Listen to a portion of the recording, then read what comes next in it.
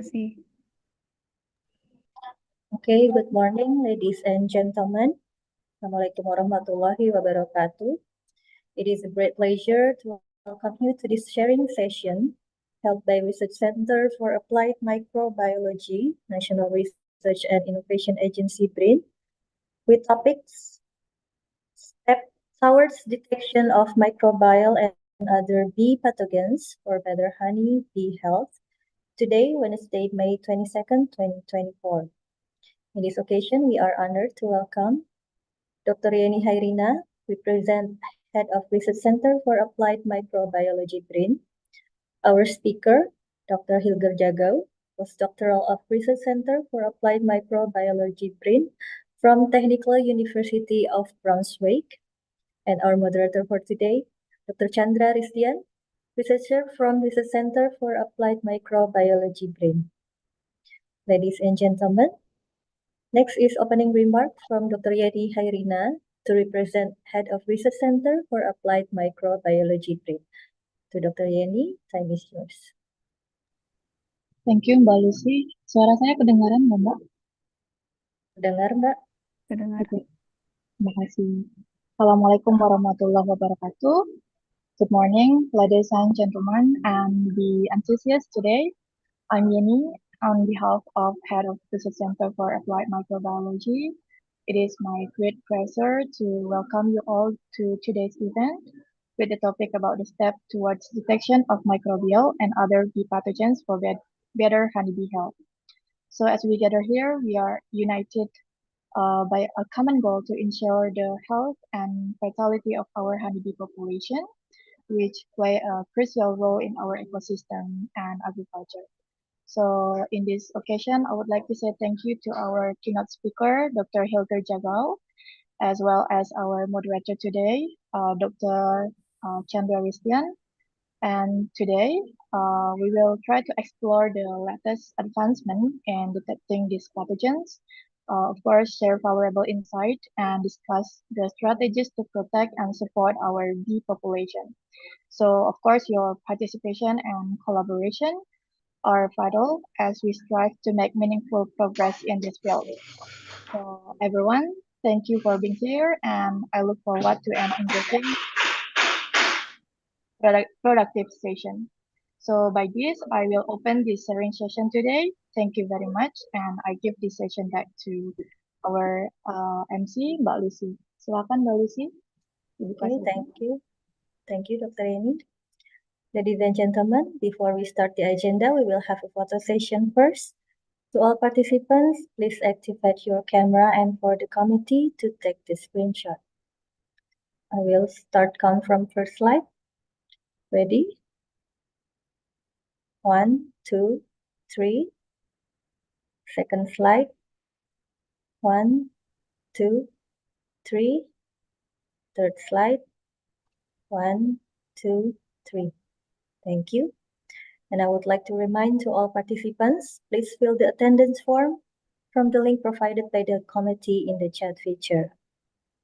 Now we are going to start our discussion for today, which will be led by Dr. Chandra Risdian. So Mr. Chandra, time is yours.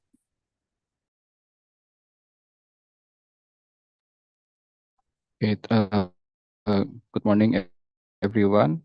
I apologize that my camera is not working well, so you cannot see my face. So yeah, it happens just this morning, and I don't know how to fix it yet. So please apologize for not showing my appearance, my face to you all. But thank you very much also for the introduction, Ms. Andalusia Arini, and also Dr. Yeni Hairina for as a representative of the Director of Applied Microbiology Research Center for Applied Microbiology BRIN. Today we have seminar guest from Germany, Dr. Hilger Jagau, who will talk about the bee health. Thank you very much, Dr. Hilger Jagau, for joining us and for your willingness to give the talk today. We are so grateful and really appreciate it. And before Dr. Hilger Jagau giving the talk, I would like to read his curriculum vitae.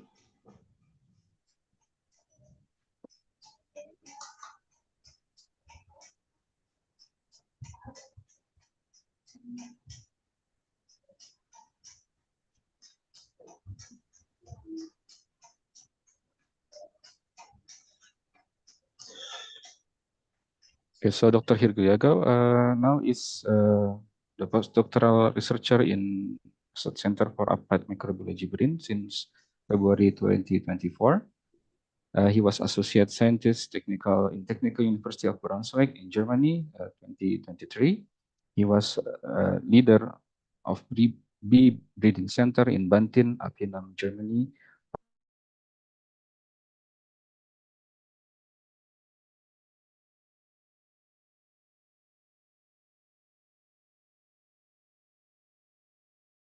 From 2022 until 2023, he was postdoc fellow in the Department of in University Lund. He was a PhD in student in microbiology in Department of Molecular Infection Biology, Institute of Microbiology, Technische Universität Braunschweig, Germany, from 2015 until 2018. His recent publication are current activity plasma protein layer concealment protects Streptococcus pyogenes from innate immune attack, 2021, pneumococcus infection of primary human endothelial cells in constant flow in 2019, von Willebrand factor mediates pneumococcal aggregation and addition in blood flow 2019. And this is his email. If you have any question later, you can write down his email, hilger@jagau.de. So I think that's all for the introduction of Dr. Hilger Jagau. Now the time for the talk by Dr. Hilger Jagau. So Dr. Hilger Jagau, please, time is yours. Thank you very much, Chandra, and Selamat Pagi. Just to introduce also myself from other point of view, my scientific career you have seen, but I'm also beekeeper since 2013 and also was major person in charge of clearance of bacterial pathogens and outbreaks in bee diseases in my region. So this talk, I will share the presentation now, will focus mainly on detection, because most important thing what I've learned so far is you need to be able to detect the pathogens you are interested in. Otherwise, you have no reliable sampling source. And sometimes if you can't detect the pathogen you are interested in when you don't know where to sample. But this talk is also dedicated to Indonesian beekeeper. So it is like an open session. How to improve also bee health, because bee health is a more general thing.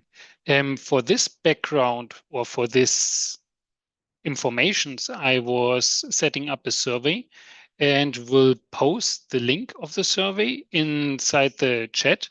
But there's also a QR code which you can enter to participate in the chat. And please kindly, if possible, fill in the form if you haven't yet filled it in, because it's for me important to know what is the current status of beekeeping in Indonesia and bee health. So it is composed of several questions, 10 questions, which shall be done in sort of 3 to 5 minutes. So I will go through the questions of this survey that you just know what it is about. So first, just gender. Then it is about how many years you have done beekeeping. Then how old are you? Next question, how many beehives do you have? These questions are all for mellifera beekeepers. So please only when there are mellifera beekeepers enter these questions. Which bee race do you have? Maybe when you don't know. Also, please just feel free to click the response. Later on, where you have your bees, because to get to know where the bee populations are actually.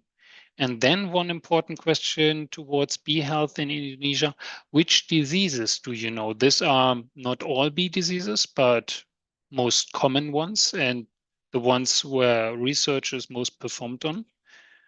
You can click many or multiple responses. So please click everything you know or you have heard of. Next question is considering the problems you might have encountered. So maybe pathogens, maybe like climate, maybe local conditions. Please just enter the text field.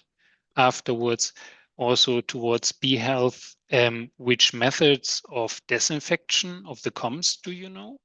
Or which do you apply? Do you have a burner and burn the frames and the boxes after some time to disinfect it? Or do you just wash it with water? Or whatever you do would be very important for me to know here. You can also click on multiple responses here. And the last question of this 10 questions is just towards like, what do you think what is needed for better bee health and a better beekeeping in your apiary? So let me come to my talk. As you see, I also do like Serrana beekeeping. So it's not only mellifera, but first I want to focus on mellifera. Short introduction to my region of origin. Yeah, Germany is sort of the center of Europe, more or less. We have now 25 research institutes which are only doing research on bees. Some are associated to universities, some are private, some are state institutions. You can see like they're mostly in the, I would say, in the central belt of Germany, some more to the west than to the east.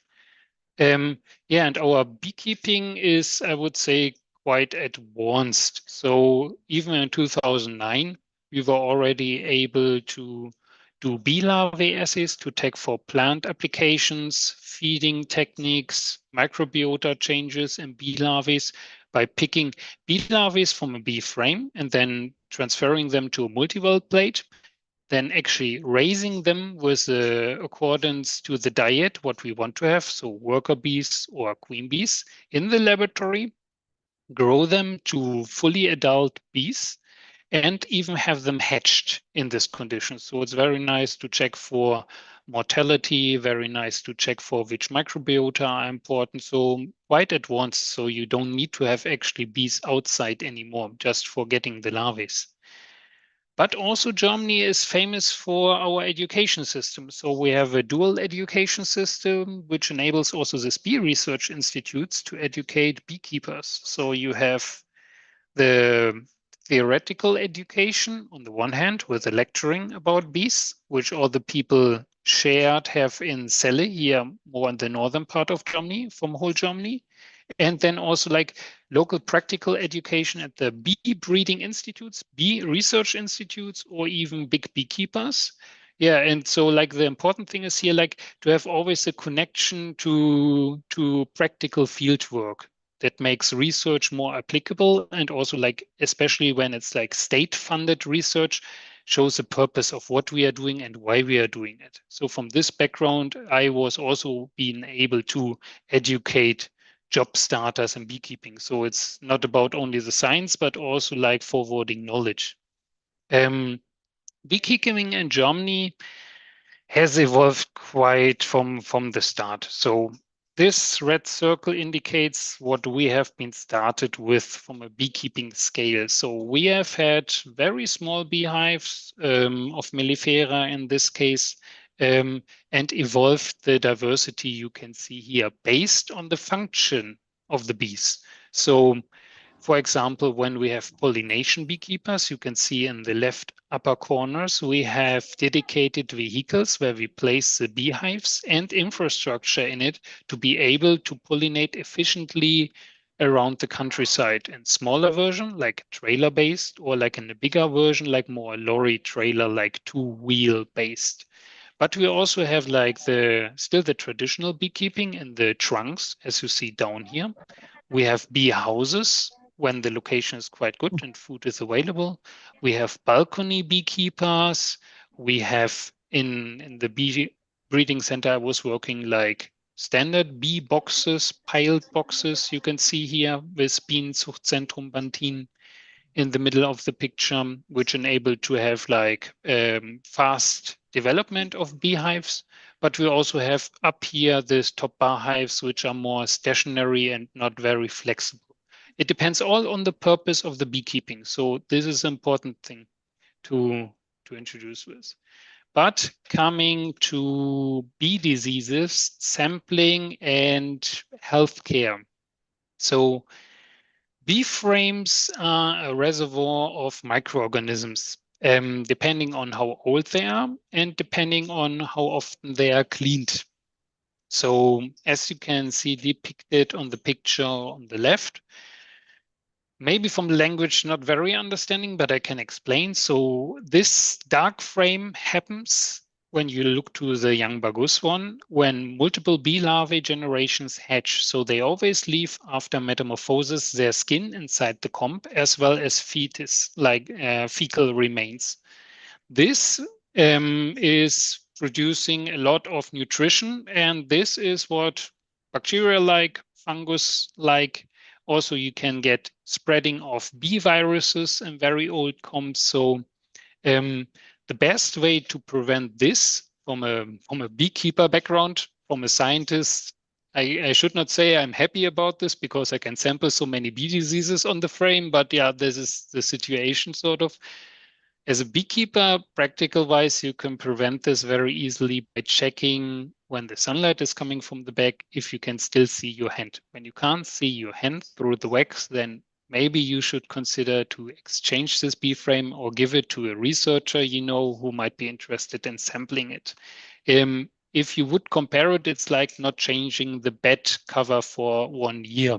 So it is maybe not so obvious for us humans because it's insects, but it's actually the same result. So you have a lot of biofilm, you have a lot of microbiotic activity on it, which is not necessarily what you want to have for honey production.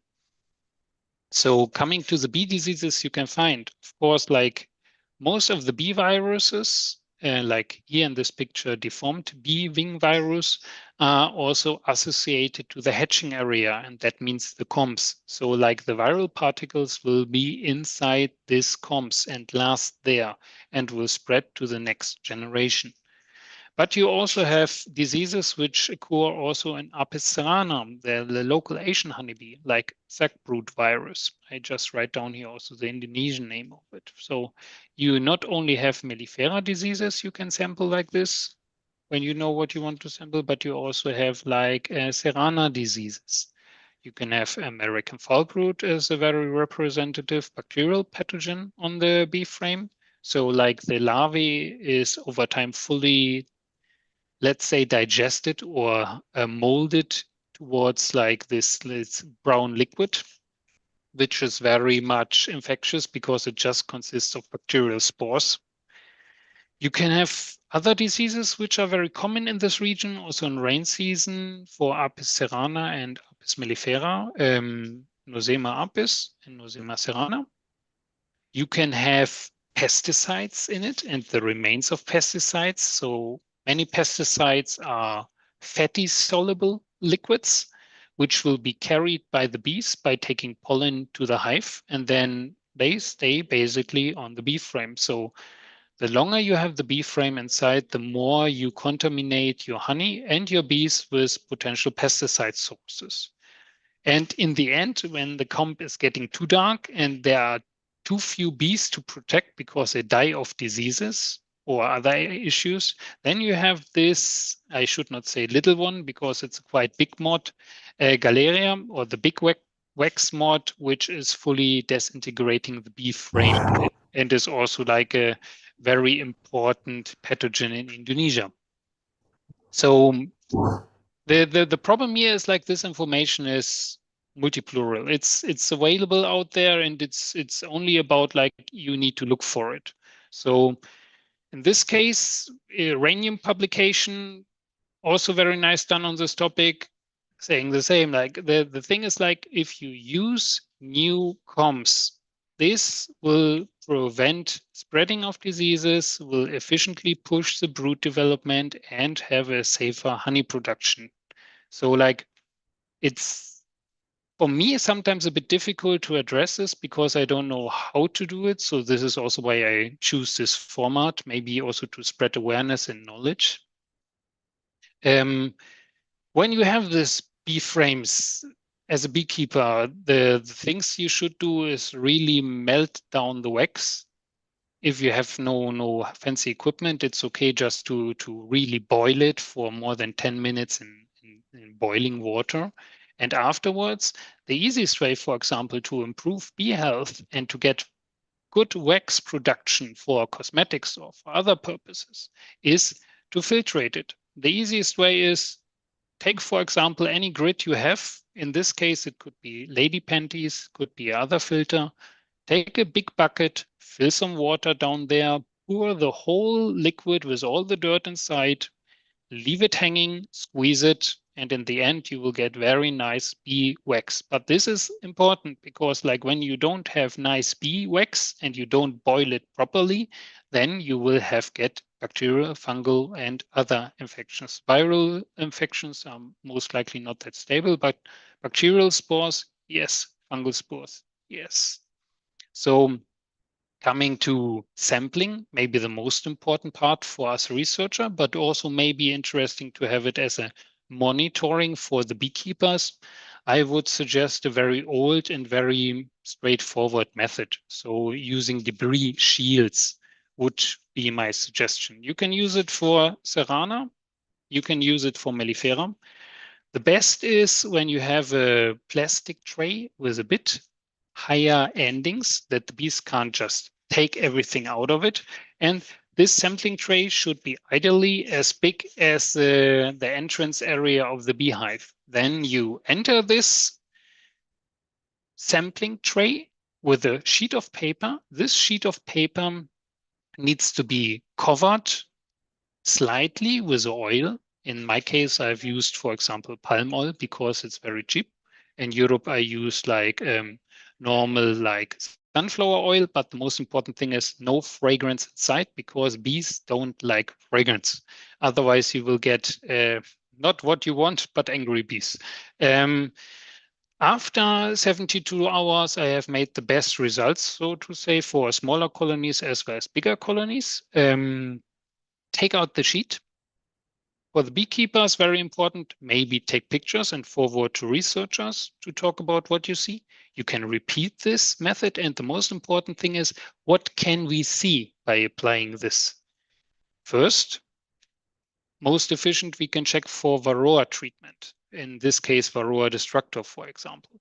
So you see here, I come later to it, the structure where the bee sits. So you see representative for these lines where every bees do activity. You find also dead bees, which could be sampled, but it's very good to have this method applied before Varroa treatment and after Varroa treatment to check how many bee mites are falling. So then you can say, was the treatment successful? Yes or not. Very important for bee health because like Varroa mites spread also bacterial, spread also bee viruses. You can see population-based events. So you can see wax plates. So you can see when the bees build actually bee frames and want to prolong or want to enlarge the colony. These brown particles here are from the lids of the brood cells. So you see where brood is hatching. You can see eggs when the queen is very young. Sometimes you also see eggs down there. Then you see the queen has started laying down eggs in a bigger amount. You see pollen. You can get a lot of population information, not only from a pathogen background, but also from a bee health and development background. So, for example, when you repeat this procedure, this is example pictures from Germany from winter time, so to say. So rain season comparable.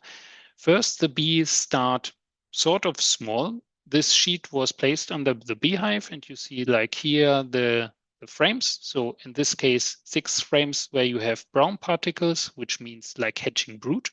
You have 1 frame which has this light white particles, which is actually food lids. So when we have feeding bees with honeycombs, they produce more this light wax lids on the cells for the honey. And you see when you do this 1 week afterwards, you see the bees have increased from the spread of the particles. But you also see they have nearly eaten everything from this clump here with the food. So very important to see for the beekeeper, because then he knows, oh, I need to take care of food because soon they might run out of food. Week afterwards, you see the effect.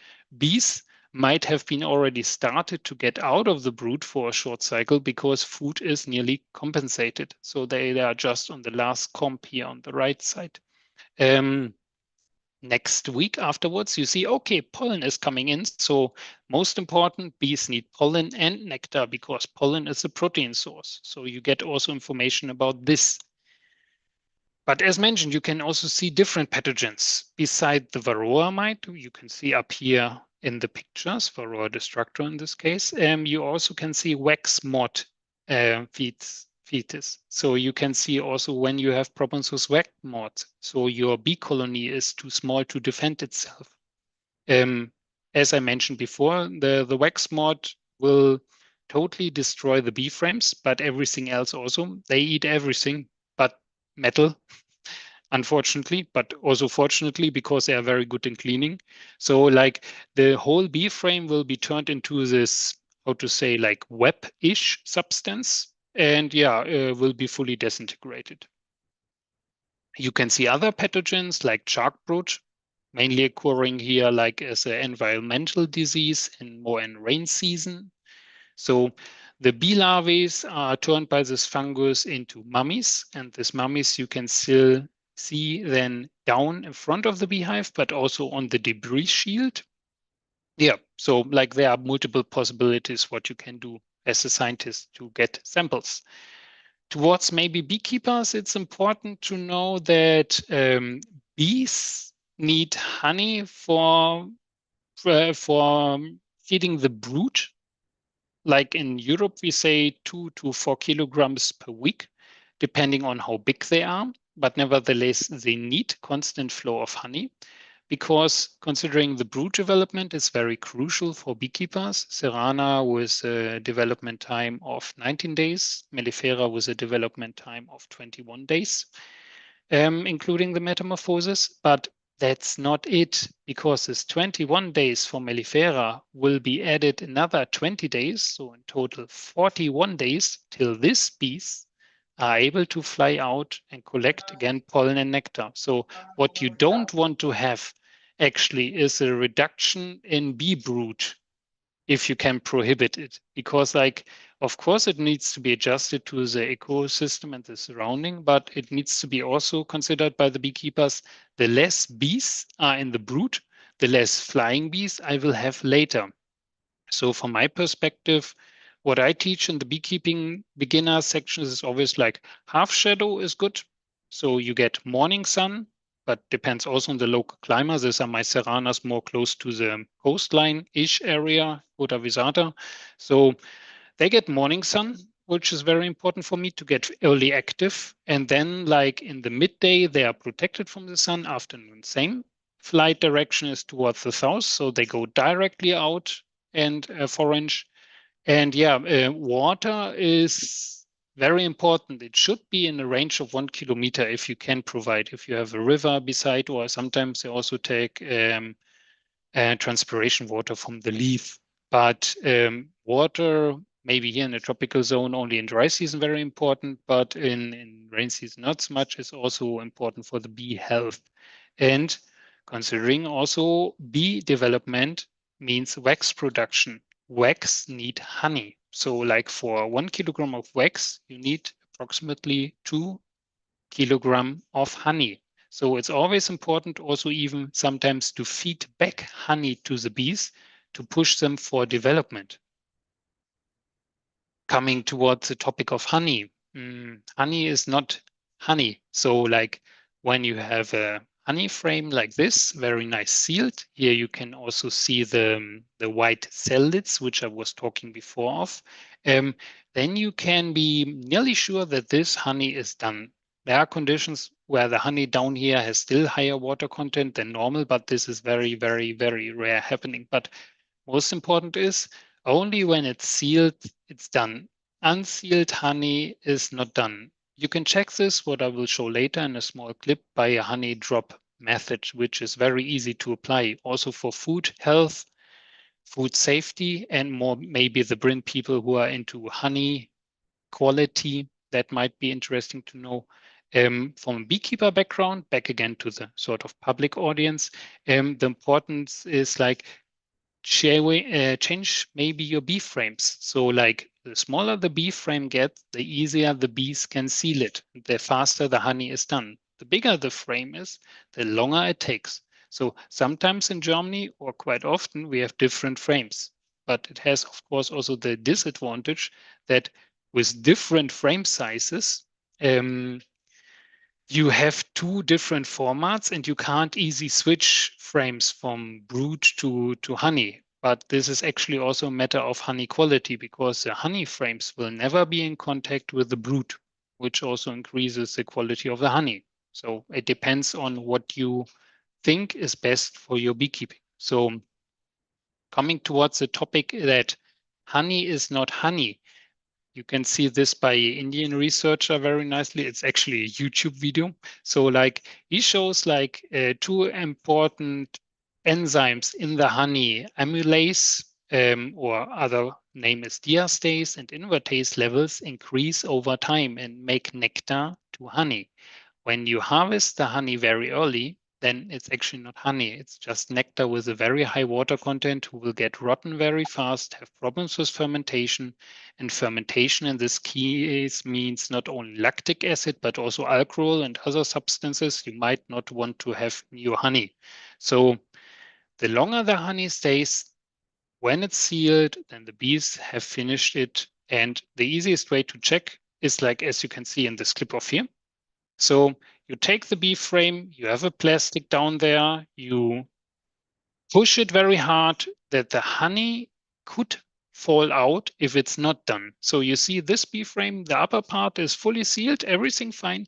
But when you take this bee frame for honey harvest, it looks not much because it's maybe only 1/3 down here, but it will totally screw your honey quality, totally. The water level will go from, in Germany, from 16 to 18% to 22. So it really matters a lot. And you not only can hear maybe the honey falling, but you can also see this drops falling here. So this is a very easy method to check if your honey is done or not. Practical application, sort of. So what I would suggest, talking to many beekeepers in Indonesia, is like, if you want to have something like on this picture, different colors of very beautiful honey, then you need to let the bees to process the honey. I understand that this is sometimes with climate not easy. I understand that this is not easy because of the farming conditions, sometimes because you need to move. But why not look to the literature and to the knowledge around you? So like, at least one solution we found in Germany are these mobile bee units. So you have the easy advantage that you can move all colony in once. You can generate a stable surrounding without less humidity.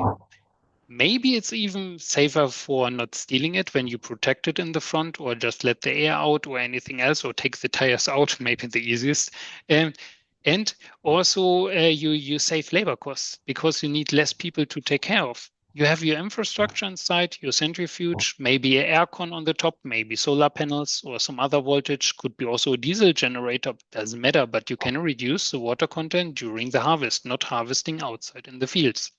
And you have room for infrastructure there. So you have a mobile beekeeping unit, which is able to be there where it should be in time. And you harvest then the honey when you have time to harvest the honey. That might change Indonesian honey quality to become much better because it should be a win-win situation for the beekeepers also. Coming towards honey quality, I found this publication about Indonesian acacia honey.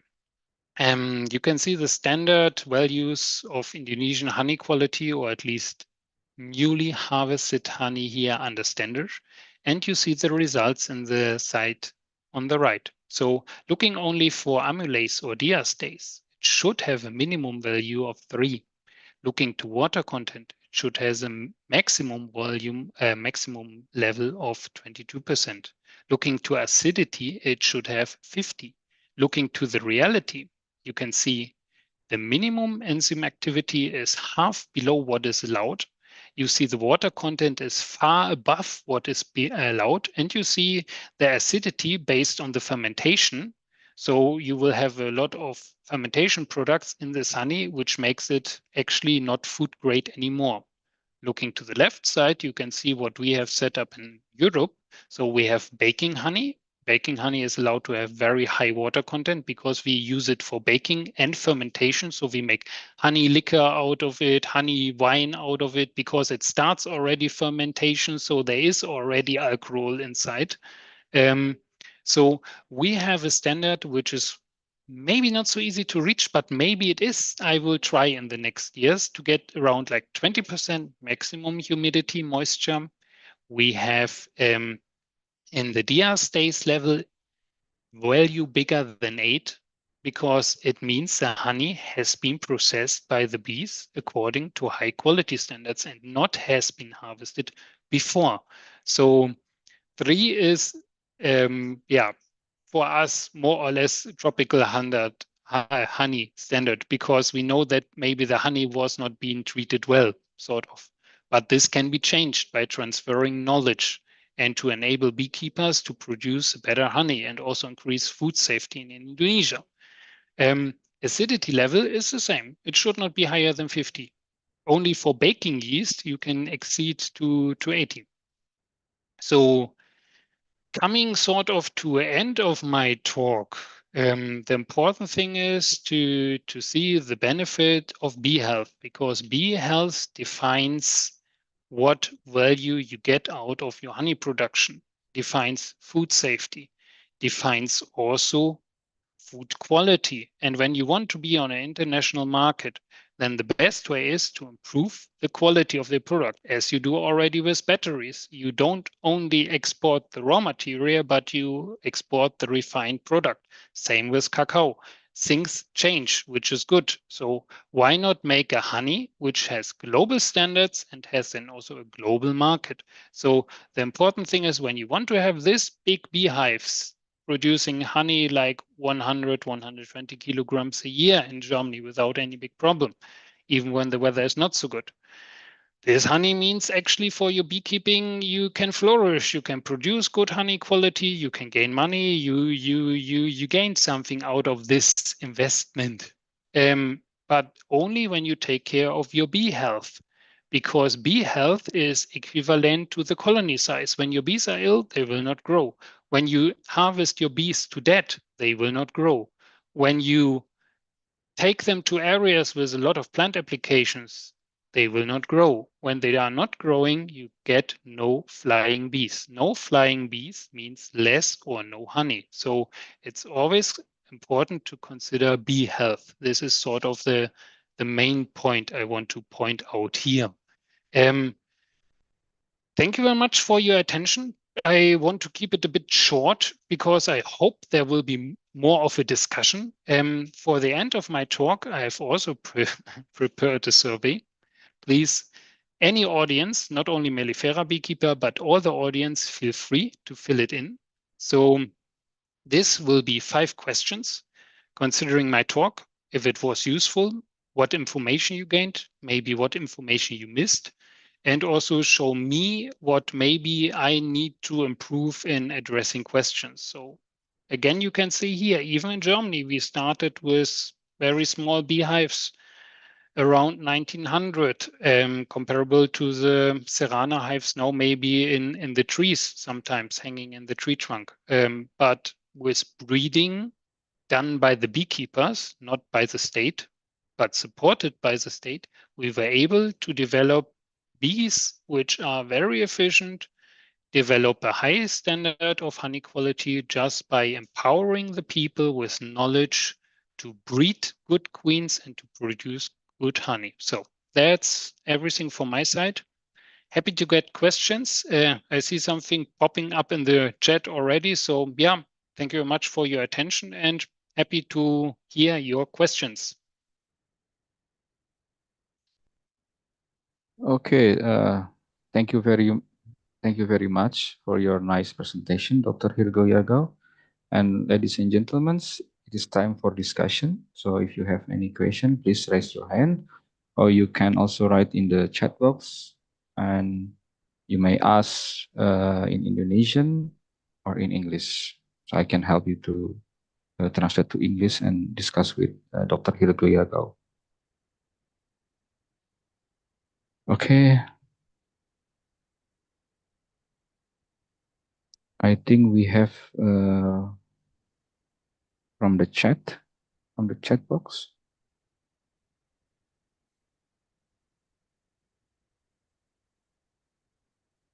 So this is a question from Mr. Nurfianto Giar Pangidung. Question to Dr. Hilger Jagau. First, can this method of detecting bee health also be applied to research processes such as the study of the effect of Apis serena pollination on Charlotte botanical seed production? This is the first question. For the second one, for ecological engineering, what are the right plants to produce the best honey and support bee health, especially in tropical climates? And the third one is some coffee farmers now apply beekeeping in addition to producing honey, also to help pollinate coffee flowers. How to maintain bee health in coffee agroforestry condition? Thank you very much. So, Dr. Hilger, could you answer those questions from Mr. Nurfianto Giar Pangidung? Thank you. Yes, thank you very much for the good questions. So yes, as I told, these methods are also applicable in Serrana. I haven't checked it yet for stingless bees because sometimes the hive differ a bit, but you will always see also pollen falling down in Serrana, since depending on the bee size, and the colonies are sometimes very small, you don't see so much, but you can use also a pollen trap, sort of. But technically, also this debris sheet will also cover falling particles from the foraging bees returning from their trip. So yes, you can also see what they are foraging on. And you can also see like maybe what sources to improve. From a second question, like from a bioengineering background, what plants are good for tropical climate? Tropical climate is quite relative, I learned. So like it depends if you're coastline or if you're mountainside. That differs a lot.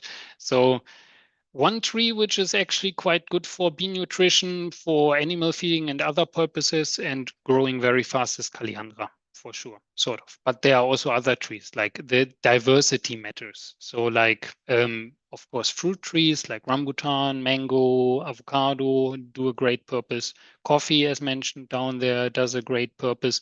The important thing is to have diversification, because healthy bees need diverse food, same as us. Like you can stay alive on nasi and like ayam, but it's still good to have also some fiber and some other sources of protein to get more minerals, to get different nutrition. So it's always important for bee health to consider like a most diverse in ecosystem and surrounding. For the coffee farmers, yeah, for sure. Coffee should have increased ×3 in harvest yield, should have also like improve in quality and sustainability of the farming also when you have the pollinators there. So helping coffee farmers, how to maintain bee health in coffee hours. Like for me, it's nowadays I talk to the coffee farmers directly. That's the easiest. When I educate the coffee farmers directly, go there to the site, talk to the beekeepers, talk to the coffee farmers, bring them in contact, like people by people. Doesn't need to be like a big lecture like here. I really go out to the site and talk to the people, explain the situation, listen to their questions with, unfortunately, till now a dolmetscher, but it works very well. Can't complain. And to maintain the bee health in the coffee agroforestry condition is also the same with your presentation, yeah? Correct. So like the thing is, plant applications are one thread, food availability is the other thread. So plant applications, depending on the region, it's very difficult. When I look to Bandung area, sort of like it's hard to suggest the farmers not to do the application in the morning time when it's more or less the only time they can do because of the rain. But you can slightly switch the hours a bit. You can slightly switch maybe the application format a bit. There are possibilities for this reason, but it's also good to switch maybe more towards agroforest. Still like that you have a higher diversity and not too much monoculture, because coffee flowering is around August and December. That will not cover the bee health for the full year. It's just a very short time, sort of. Yeah, thank you. And what do you think if the coffee farmers giving the insecticides or pesticides to the coffee plants? Does it affect the bee to live there? There are many things what affect the bees. So like in Germany, we have had a lot of problems with tank mixtures. So maybe you apply different pesticides, so a fungicide and a bacterial side together, which when you look to one of each, it might not be that dangerous from the bees, but when you combine it, it's toxic. So there are a lot of like collateral damages happened in the past because of tank mixtures. So we have now focus on this. Other than this, yeah, of course, like plant applications should be implemented in a pest control system, and they are there and they need to be there to ensure a good harvest. But it makes no sense to apply them constantly because then you lose your pollinators, and the pollinators actually make maybe 1/3 of your yield. So you just discard 1/3 of your yield just by giving money to plant application companies. Maybe not the best way to solve this question, sort of, or this issue. Okay, so actually the coffee farmer can get benefit from bee by producing honey, and also maybe their coffee product can be increased also Yeah, by the bee. it is not a problem. I can show one slide, which I have done for other association. Yeah, give me a moment. Too many Yeah, windows. please Is take your time, please. Thank you. There's a talk. I need to make it big, and then I can share screen, and then I want to share this screen. As you can see, like looking to plants like coffee or like coconut, you can increase up to 40% with pollinators of the yield. And this is only the yield. So there is plenty of possibilities to not only increase the food production, but also the quality of the food. But the thing is, like when you do plant applications, you just vanish everything because you do a radical change. So like it's like, how to say, like maybe a bit drastic, but put napalm on a forest, because of course the forest will be then cleared and you see everything, but everything else in the forest is also cleared. So the way might be more in how to say, in a structured and good managed pest control system in the plantation. And actually big companies on Sulawesi like Mars aim now for the strategies because they realized that pure application of plant applications, pesticides, will not help you. It will even make your yield smaller over time. Yeah, but this is just for other associations where I'm also active. So yeah, I share my screen again, or like give it free. Okay, thank you very much for explanation. Yeah, so Pak Nurfianto said, thank you very much, is enough. So the plants need the bee need the plants, and the farmers need both of them to, yeah, get the benefit from both of them. So thank you for the second. For the next question is from Ibu Kanti Dewi Rizkiani. So the first question is, what can we do to fight parasites? What can we do to fight parasites, especially mites, effectively? And which parasite that can be the most dangerous to honeybee colony? And the second one is, and how about the meliponid bee? Did you study it also? The stingless bee, like Itama, because recently stingless bee are more popular in Indonesia. Thank you. Yes, thank you also for this question. So yeah, there are multiple possibilities to fight the mites. We have biotechnology methods in Germany, sort of. So we apply like brood management techniques to reduce mite population and to increase mite population in some hives, which we then treat intensively, while the others will be not treated that much. So again, like the literature is out, the knowledge is out. It is just like you need to spend effort in searching for it. So there are strategies, but the problem is I need the survey data to be able to see also what are the problems. So like, I want to be close to the baseline, so the beekeepers, because then I only see what is really needed. Because like just fighting the mites with like normal applications or organic acids is also not the goal of the situation. The ideal situation is you have many methods to fight the varroa mites, at least what we do now in Germany. So most dangerous here in Indonesia, as far as I've seen, small ants.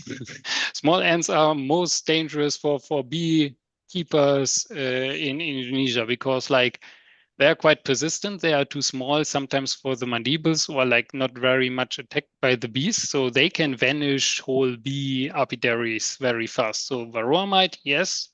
For Serrana, for example, no, because Serrana is able to take care of varroa mites very well on their own. And otherwise, definitely ants. Melipodia, I look to a bit of Lapiceps that I educate myself in this. I look to a bit like Trigona itama, for example, also. But since they are not used in my regions, I'm still like learning this and still new to this field. But yeah, I'm happy to learn more from this background.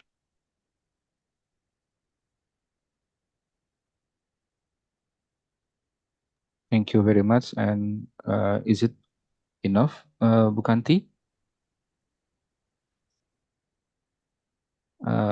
Regarding the answer from Dr. Hilger Jagau? Okay, thank you. It's enough. And other question is from Bapak Alfonsin. Yeah.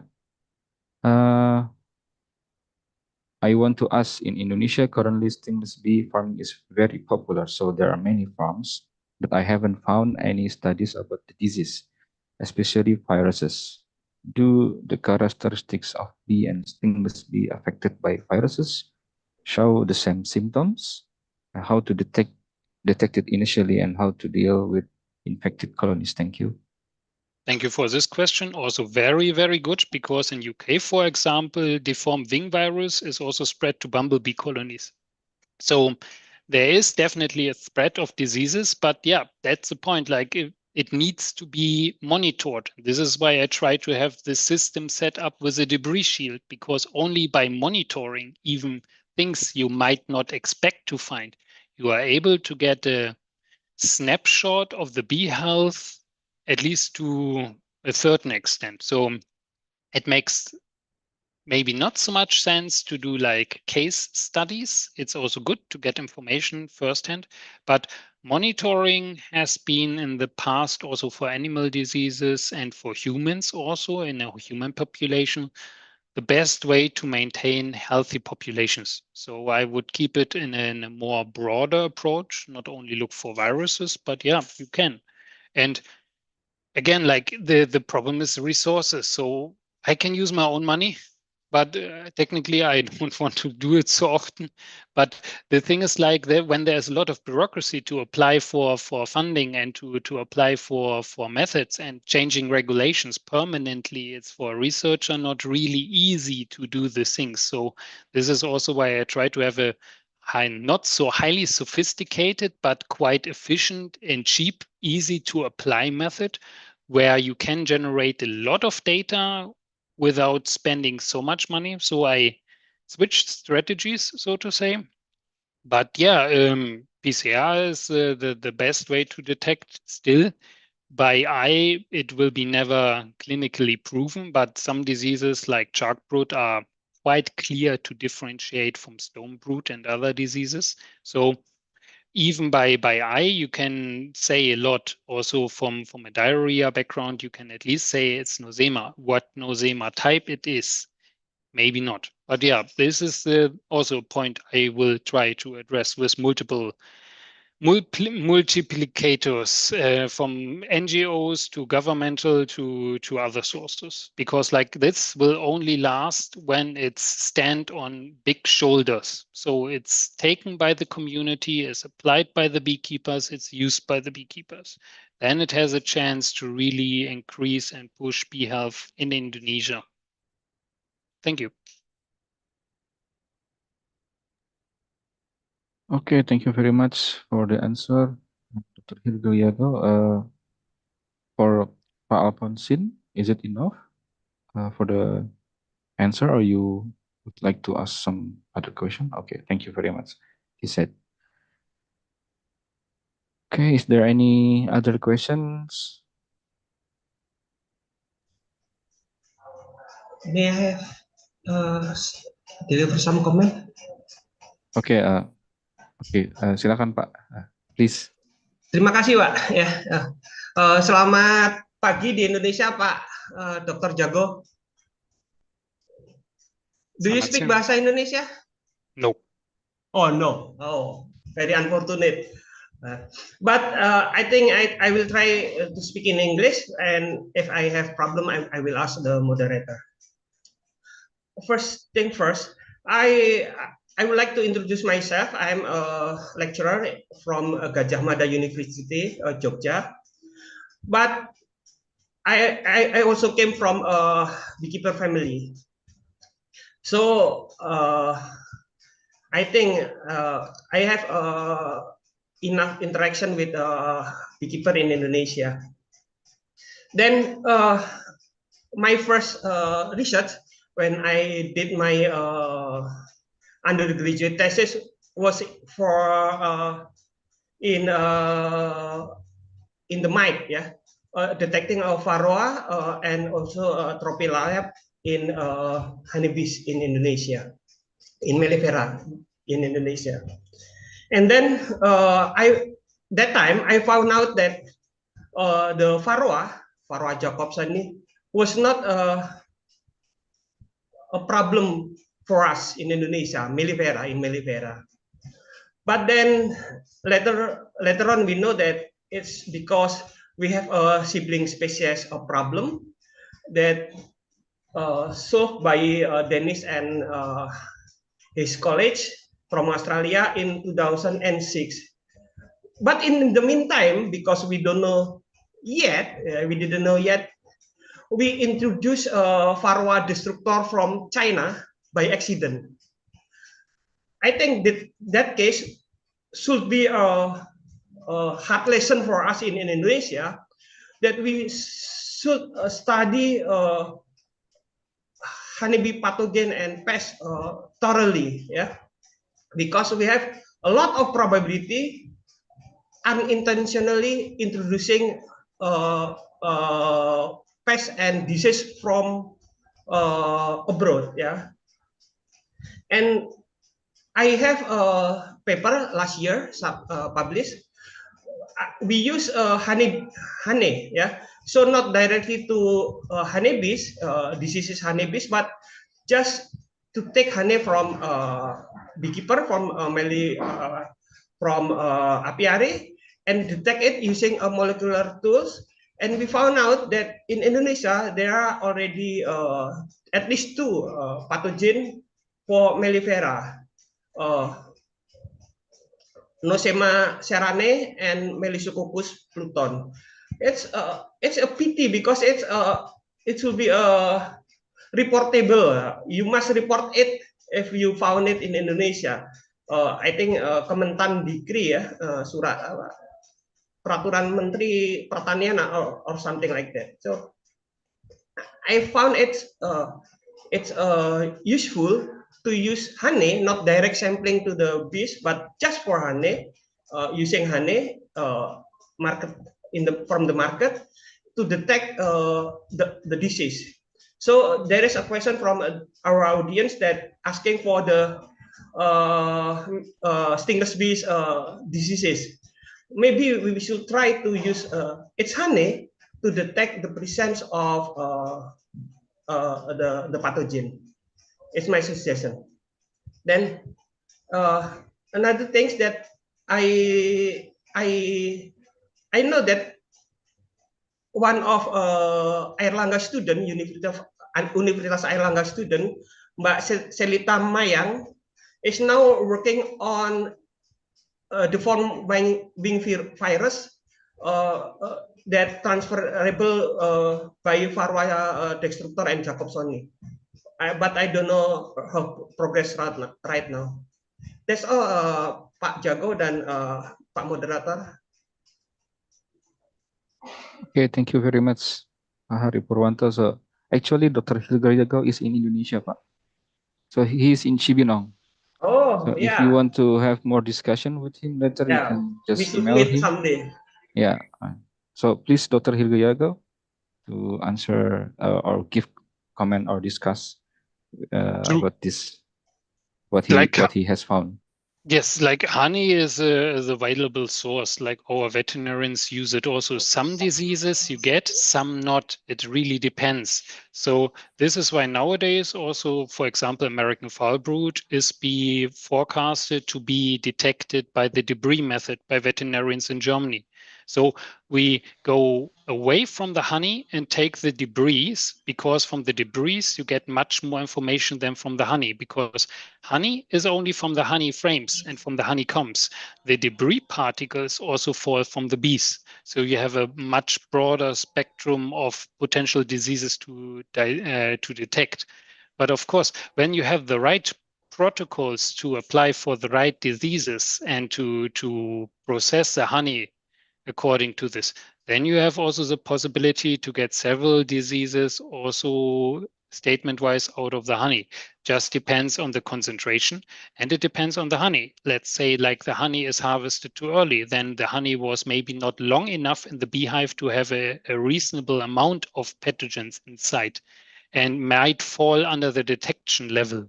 So this is also to consider, like what source I use for sampling and what is the detection level. So yeah, honey will work and it's quite easy to get. Agree fully, totally, good comment, because like could be done with stingless honey of different species and it's easy to get it. It's just also very important to know what are they doing with the honey. Might be that the honey is maybe not that pure, or something might be spiked, and then you get contaminations which are actually not from the honey but from the source you mix the honey with. Or like, for example, I've seen also maybe some honeys get treated by radiation to make them longer lasting. Then you will not detect anything from the honey anymore. But maybe you don't know because it's not stated on the label. So the way is nowadays, at least from a European background, that we have multiple sources. Some diseases like American foul brood, they still have both running, the honey and the debris shields. Some diseases you sample the bees, some diseases you sample the debris shield. Yeah, but good comment. Thank you very much.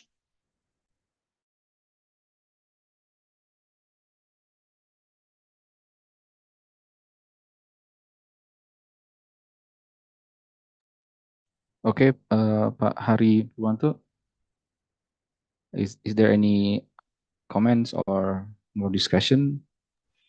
Saya rasa itu dulu, Pak. Terima kasih. Okay, terima kasih, Pak. Thank you, Dr. Hilger, for your answer. And the other question is from Pak Sikahono. Mellifera bees are very resistant to predators. Very sensitive. Mellifera bees are very sensitive to predators, in contrast to local honeybees. In some areas, as a dangerous pest to Mellifera. How long do you think Mellifera are able to adapt to such conditions? Could you answer this question? Yes, that comes more towards honeybee breeding. So it really depends on the population which is exposed, and it really depends on the breeding in the background. In Bienenzuchtzentrum Bantin, we have had, for example, problems in breeding lines, because for a long time lines were chosen which have a tendency to develop shark brood. And then in years where there was a lot of humidity and like low temperatures, it's like an environmental / inherited disease sort of. So like then they have higher likelihood of developing these diseases, and then you get a full loss of money in queen production because of this. So it takes, depending on the size, we have it like 300 bee colonies, and we were breeding constantly every year like 1,500 bee queens. So that has taken introduction of new queen lines, and yeah, I would say 2 to 3, maybe more 3 years, but intensive breeding, defined breeding approach. So when there is no defined breeding happening, it might take more 5 or even longer, depending on also what was mentioned. Like when bees get imported from a different source, like the breeding line is sort of disrupted for a moment. Maybe not worse, but maybe yes, you never know. So when you have no, how to say, like breeding programs locally by the beekeepers, which are stable. So like that every beekeeper has its ecotype, and every beekeeper is developing the ecotype, if the bees are in Bandung or the bees are in Jakarta, in Bekasi or elsewhere, that they are adapted best to the local conditions. But this only works when the beekeepers might do it themselves supported. At least this is what I figured out also as short leader of the bee breeding center in Banteam, because we also have had this problem. This is why we were choosing, like in our digital bee breed system, always lines which accompany each other very good and have a very low likelihood of increasing genetical inherited diseases. So yeah, would work. Definitely, or there is possibility to improve this, but only with the breeding program. Sarana, from its nature, totally correct. Pakahono is much more stable, easy to say, and like from my perspective, also therefore very interesting honeybee to work on.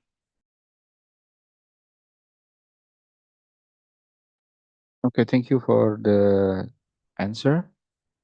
Pak Kahono, is it okay for the answer? Thank you, Pak. Terima kasih. Okay, thank you. So, is there any other questions?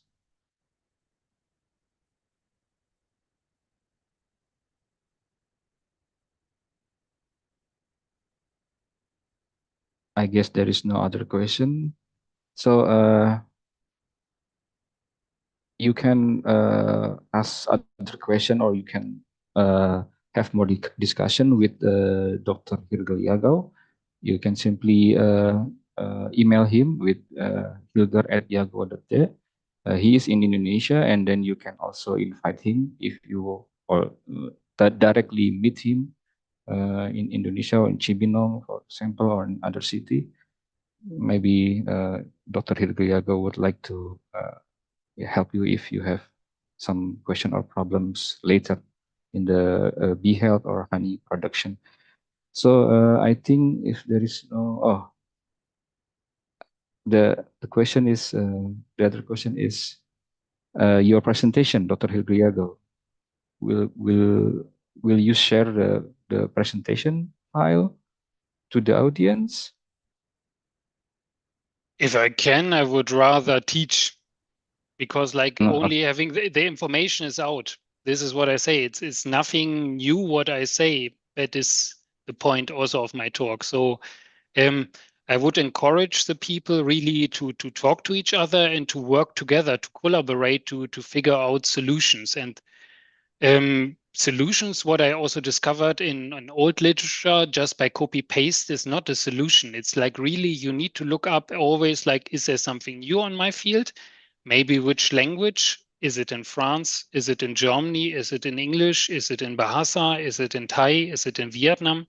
So I would rather try to not do and encourage people either to contact me directly or also really look into the literature with the help of colleagues, also like language-wise, because language, obviously, also for me now with Bahasa, Indonesia is like more a barrier, but it should not be a barrier.